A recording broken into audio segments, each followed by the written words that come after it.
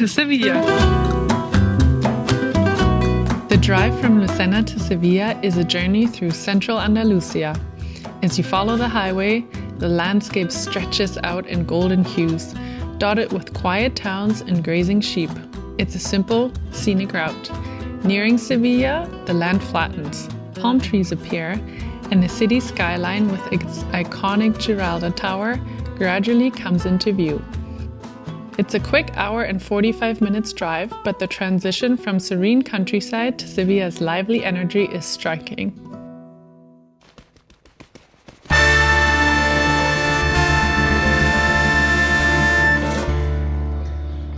Plaza de Espaa in Seville is this breathtaking mix of grandeur and charm. Picture a huge semicircle plaza surrounded by a stunning red brick building with towers at each end, and intricate bridges crossing over a canal that runs through the center. The whole place feels like something out of a movie, with colorful ceramic tiles, sweeping staircases, and this vast open space where you can just take it all in. It's perfect for a stroll, or even a boat ride on the canal, and the vibe is just so quintessentially Sevillian. Beautiful, lively, and full of history. Seville is one of those cities that doesn't need to try hard. It just draws you in.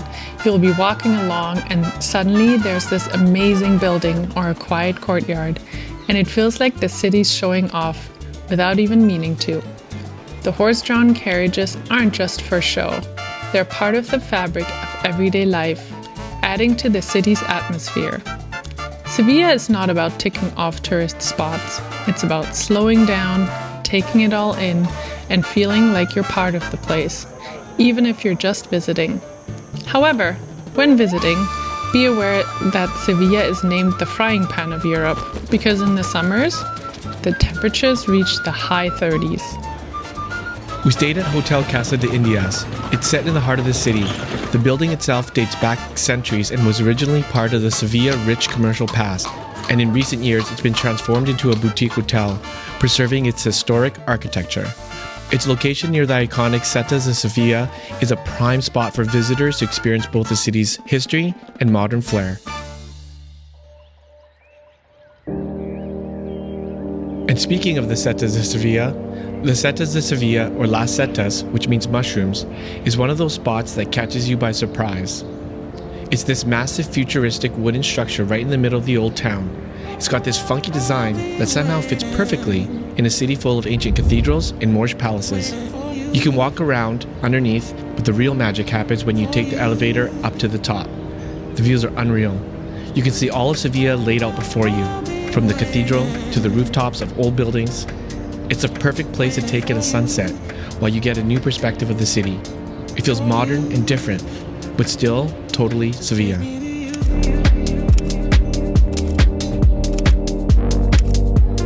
For breakfast, like most mornings in any city, the smell of coffee fills the streets. What makes Seville special is also the smell of fresh churros being made. We went to Bar El Comercio, where locals and tourists alike stand at the bar and fight for attention to get freshly made churros.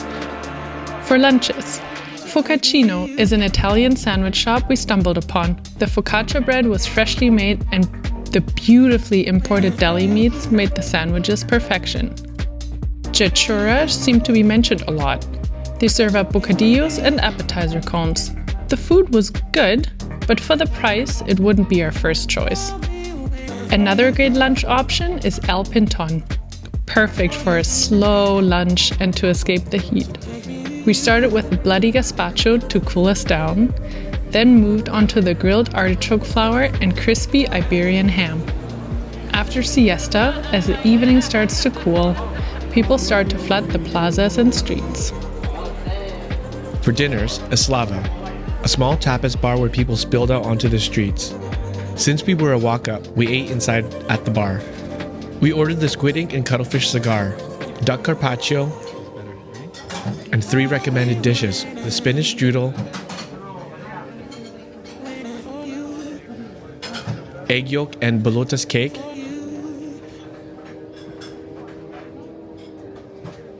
and the honey ribs. Everything was delicious. The vibe of the room was perfect.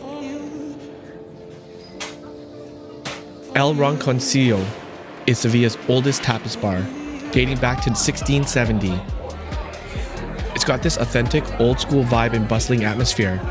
We love the original back room. Being served by these seasoned barmen was something everyone should experience. The tapas are classic Andalusian, simple but delicious, and the whole place feels like a slice of local history.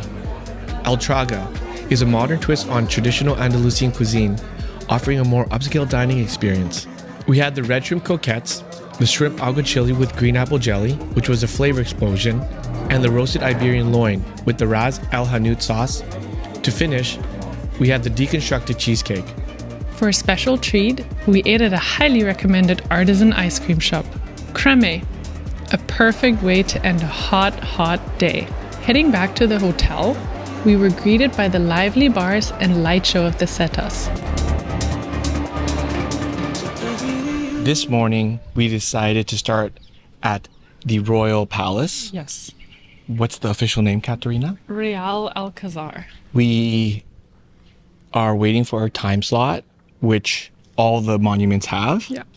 And the other key thing, if you're not aware, is you need to bring your ID or passport. Yes, you needed to get into the places, and even inside the properties, sometimes you need to get it. There's checkpoints. Checkpoints from So that you can't just go wild within there.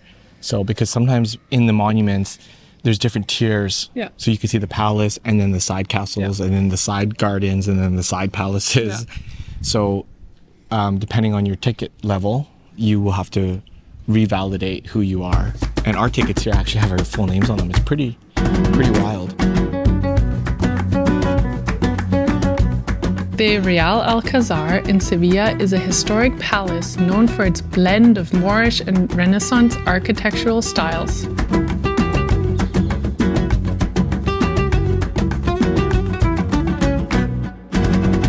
Unlike many European palaces that showcased wealth with gold, the Alcazar used intricate tilework, detailed carvings, and elaborate arches to display its grandeur.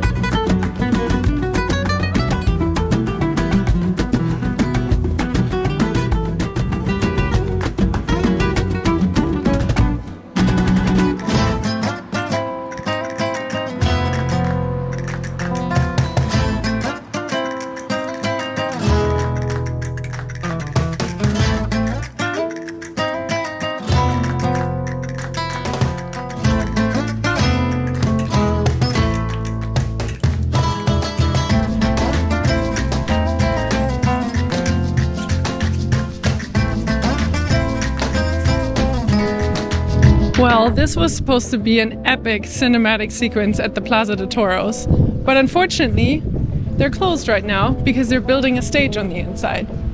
And kind of sucks because this is how we wanted to end this part of the Sevilla video, because I think culturally this is a big part of this city. Everywhere you go, you see these statues of the matadors and the bulls.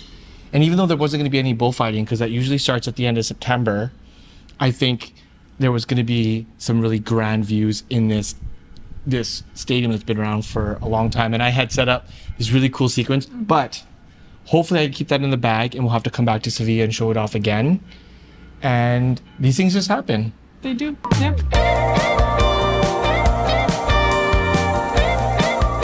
Since we weren't able to visit the Plaza de Toros, we decided to take advantage of the views from the Guadalquivir riverfront.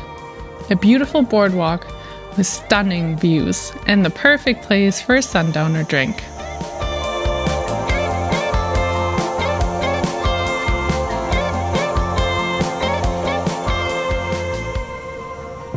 And that is the end of the tour of Sevilla.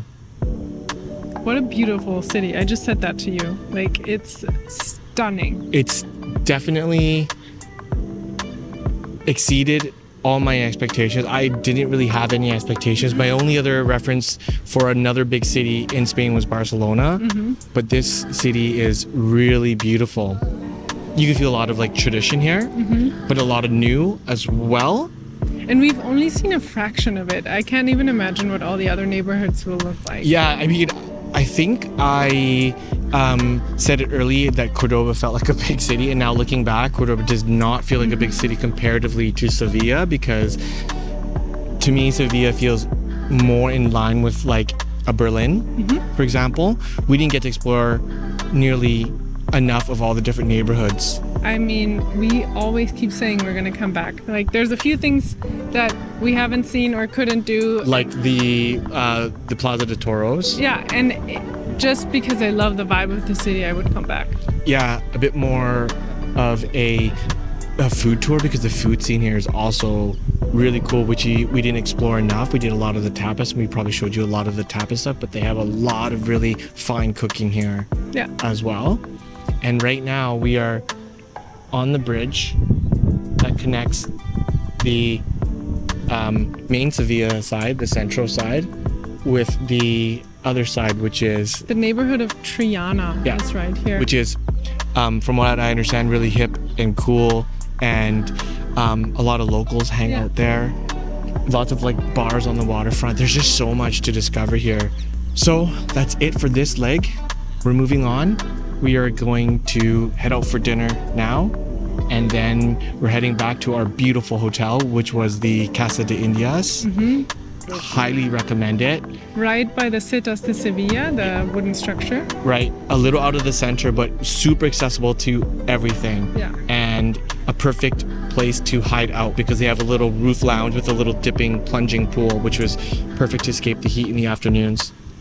And then we were off to a few more locations in the Andalusia area. Our final stops. In our last episode, we complete our loop through Andalusia. We visited a town nestled between the mountains, a city with a bridge that you have to see to believe it exists.